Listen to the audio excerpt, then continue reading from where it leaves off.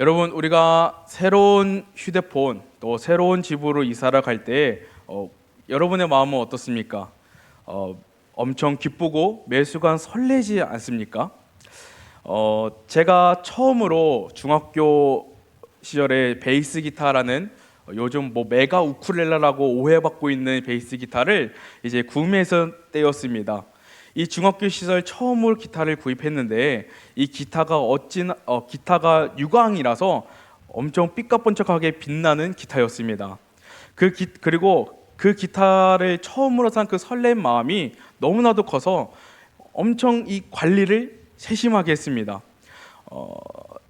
마른 천으로 계속 닦고 그 기타를 가지고 이동할 때 어떠한 충격도 가지 않도록 신중하게 내려놓고 관리를 철저하게 했었습니다. 그리고 기타 연주를 끝날 때마다 항상 그 기타 줄 감는 그거를 좀 풀었습니다. 왜냐하면 이 기타가 줄 당기는 이 장력 때문에 기타의 목이 휘기 때문에 항상 기타 줄을 풀면서 느슨하게 해줬어야 했습니다.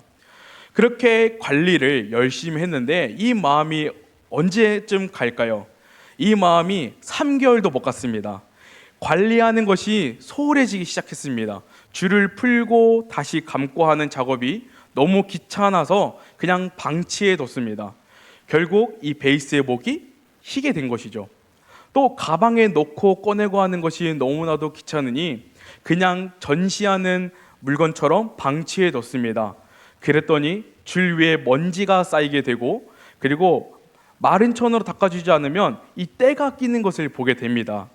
이 베이스 기타를 처음 살 때 가졌던 그 마음이 잘 관리해야지 설레는 마음이 점점 사라지고 어느새 묻어지게 되는, 소홀히 하게 되는 시간을 봤던 것 같습니다. 제가 이 이야기를 하는 거냐면 이 묻어짐에 대해서 우리가 일상생활에서 볼 수 있는 것뿐만 아니라 하나님을 향한 우리의 마음에도 볼 수 있다는 겁니다. 우리 성도 여러분에게 한 가지 질문을 하겠습니다. 여러분 각자 이제 살아오면서 가장 뜨거웠던 예배가 언제였습니까?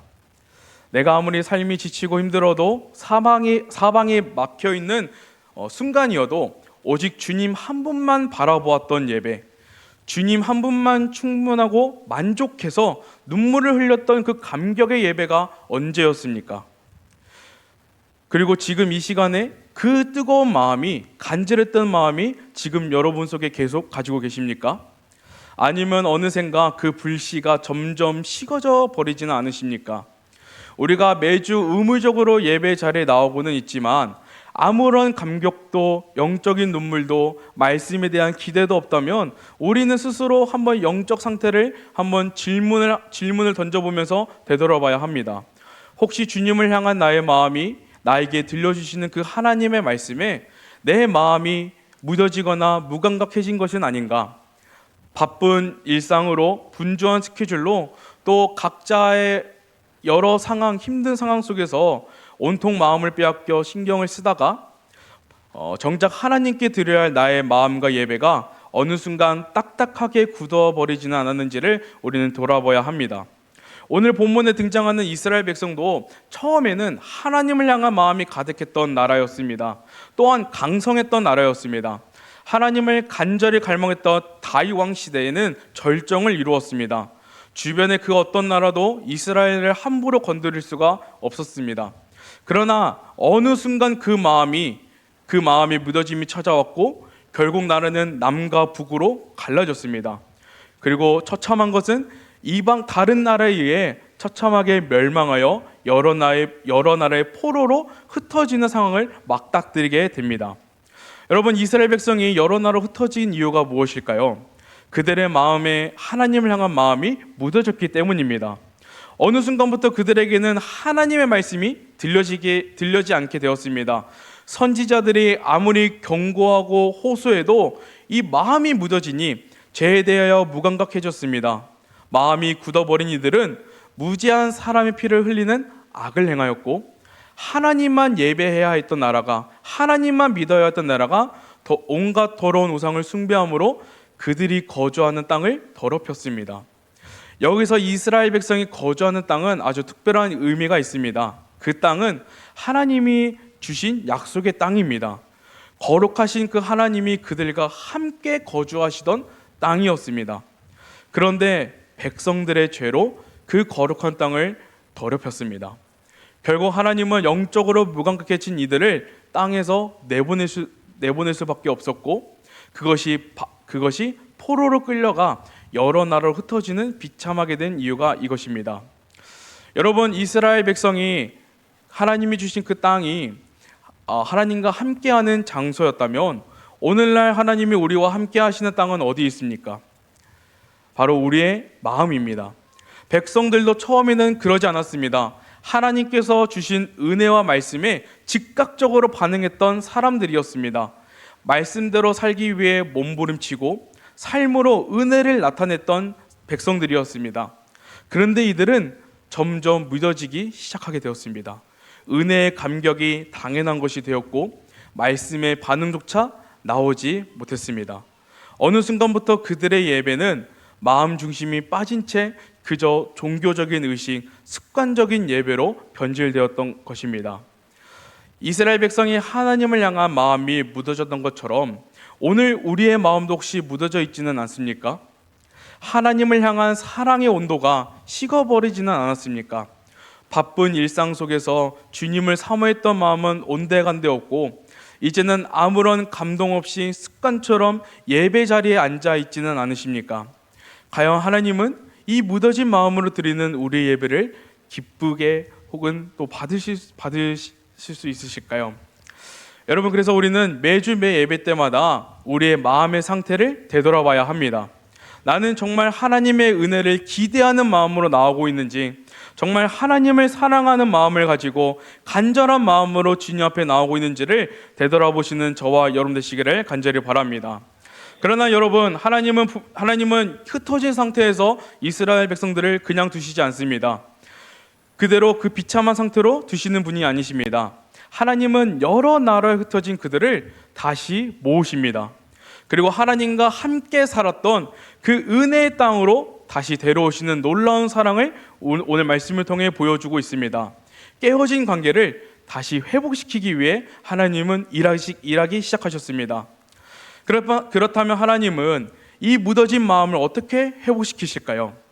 오늘 읽은 말씀에서 두 가지를 볼 수가 있는데, 하나는 바로 정결하게 하시는 회복이 있습니다. 오늘 우리가 읽었던 25절 말씀을 같이 한번 읽겠습니다. 시작. 맑은 물을 너희에게 뿌려서 너희로 정결하게 하되 곧 너희 모든 더러운 곳에서와 모든 우상 숭배에서 너희를 정결하게 할 것이며. 아멘. 하나님은 포로된 백성들을 모아 가장 먼저 맑은 물을 뿌려 정결하게 하겠다고 하십니다. 이 정결하게 하다는 것은 말 그대로 깨끗하게 씻겨주신다는 의미입니다. 이들은 우상 숭배의 온갖 죄악으로 더러워진 백성들의 영혼과 삶을 완전히 깨끗하게 씻겨주시겠다는 하나님의 말씀입니다. 그렇다면 여러분, 오늘날 죄와 영적으로 무너진 우리의 마음을 정결하게 하실 맑은 물은 무엇입니까? 바로 우리를 위해 십자가에서 흘리신 예수 그리스도의 보혈입니다. 예수님께서 십자가에 달리신 이유는 영적으로 묻어져 죄 가운데 살면서도 감각이 없던 저와 여러분의 죄 때문입니다. 주님은 십자가에서 모든 물과 피를 쏟아내셨습니다. 오직 그리스도의 보혈만이 우리를 정결하게 깨끗하게 하실 수 있습니다. 또한 그 예수 그리스도의 피에는요, 생명이 있습니다. 묻어져서 아무런 감각이 없던 내 마음에 하나님은 예수님의 보혈을 뿌려주실 때 그 딱딱했던 우리의 마음이 주의 보혈로 인해 감각이 다시 움직이기 시작한다는 겁니다. 오늘 이 기도의 자리에서 예수 그리스도의 보혈을 구함으로 여러분의 마음과 심령이 깨끗해지고 다시 살아나는 정결함의 은혜가 있기를 간절히 원합니다. 두 번째는 하나님은 우리를 회복시키시기 위해 새 마음과 새 영을 부어주신다는 겁니다. 오늘 우리가 읽었던 26절과 27절 말씀을 우리 같이 한 번 더 읽도록 하겠습니다. 또 새 영을 너희 속에 두고 새 마음을 너희에게 주되 너희 육신에서 굳은 마음을 제거하고 부드러운 마음을 줄 것이며 또 내 영을 너희 속에 두어 너희로 내 율례를 행하게 하리니 너희가 내 규례를 지켜 행할지니라. 아멘. 하나님께서 우리에게 새 마음을 주시는 이유는 우리 안에 자리 잡고 있던 굳은 마음을 제거하시기 위해서입니다. 여기서 말하는 굳은 마음이란 무엇일까요? 하나님의 말씀이 선포되어도 내 안에 감동을 주셔도 아무런 반응이 없는 상태를 말합니다. 영적으로 완전히 마비되고 무감각해진 상태를 의미합니다.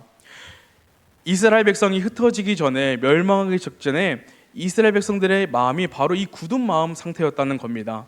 수많은 선지자들이 하나님의 말씀을 아무리 외쳐도 마음이 굳어 있으니 들리지 않았고 순종하지 못했습니다. 그러나 하나님은 이 백성들의 굳은 마음을 제거하시길 원하십니다. 부드러운 마음을 주시겠다고 오늘 말씀을 통해 약속하십니다. 이 부드러운 마음의 원어적 의미로는 살아있는 몸의 살을 뜻합니다. 즉 딱딱하게 굳어버린 돌덩이 같은 마음을 파내어 버리시고 즉각 반응하는 살아 움직이는 살결 같은 마음을 주시겠다는 말씀입니다. 하나님의 말씀이 선포될 때 찔림을 받아 눈물을 흘리고 주님의 은혜가 임할 때 기뻐 춤출 수 있는 영적 감각을 회복시켜 주시겠다는 하나님의 약속입니다. 또한 무엇을 주신다고 하셨습니까? 하나님의 영, 즉 성령님을 우리 속에 두시겠다는 말씀입니다. 성령님이 우리 안에 임하시면 어떤 일이 일어날까요? 하나님의 말씀을 행하게 하시고 주님의 법을 지켜 살아가도록 이끄십니다. 내 힘과 내 의지로는 도저히 말씀대로 살아갈 수는 없지만 내 안에 오시는 하나님께서 우리 안에 두신 성령님께서는 우리 하나님의 말씀에 순종할 수 있는 삶으로 행할 수 있도록 우리를 도우신다는 겁니다. 이처럼 회복하게 하시는 하나님은 묻어진 우리의 모든 것을 정결하게 하시며 새 마음과 새 영을 부어 다시 움직이도록, 다시 살아나도록 회복시킨다는 것입니다. 오늘 이 말씀을 통해 우리는 무엇을 구하며 기도해야 하겠습니까? 우리의 묻어진 마음에 정결함을 달라고, 또한 우리 안에 하나님의 은혜와 말씀에 반응할 수 있도록, 움직일 수 있도록 새 마음과 성령님을 구해야 하지 않겠습니까? 또한 하나님이 우리에게 원하시는 것은 거창한 것이 아닙니다. 우리의 마음이 비록 묻어지고 식었을지라도, 죄로 인해 단단하게 굳어버렸을지라도 낙심하거나 도망치지 말고 그 모습 그대로 하나님 앞에 나오기를 원하신다는 겁니다. 우리가 주님 앞에 나오기만 하면 묻어진 내 영과 우리의 마음을 하나님께서 직접 정결하게 씻겨주실 것입니다. 또한 다시 하나님의 말씀을 뜨겁게 반응할 수 있는 갈망하는 마음을, 살아 숨쉬는 새 마음을 우리에게 부어주실 것입니다. 이렇게 우리를 위해 모든 것을 준비하시고 일하시는 하나님께서 오늘 우리에게 요구하시는 것은 하나님 앞에 나와서 구하라는 것입니다. 여러분, 기도의 자리로 오신 성도 여러분, 오늘 주님께 나아가 우리가 주님 앞에 기도하며 나아갈 때 우리의 심령이 회복되기를 기도하시는 저와 여러분 되시기를 간절히 원합니다. 우리가 더 이상 감격 없는 예배, 감동과 눈물에 말라버린 기도, 또 묻어져버린 그 자리에서 일어서시길 바랍니다. 다시 우리를 회복시켜 주시고 다시 우리를 세워주시는 주님 앞으로 나아가시길 바랍니다. 그래서 우리가 주님께 기도했으면 좋겠습니다. 우리가 하나님께 새 마음을 부어달라고, 우리의 묻어진 마음을 하나님이 정결하게 하셔서 우리가 다시 하나님의 은혜에 반응할 수 있는 우리가 되기를 우리 같이 기도했으면 좋겠습니다. 우리 말씀을 생각하면서 우리 같이 기도했으면 좋겠습니다.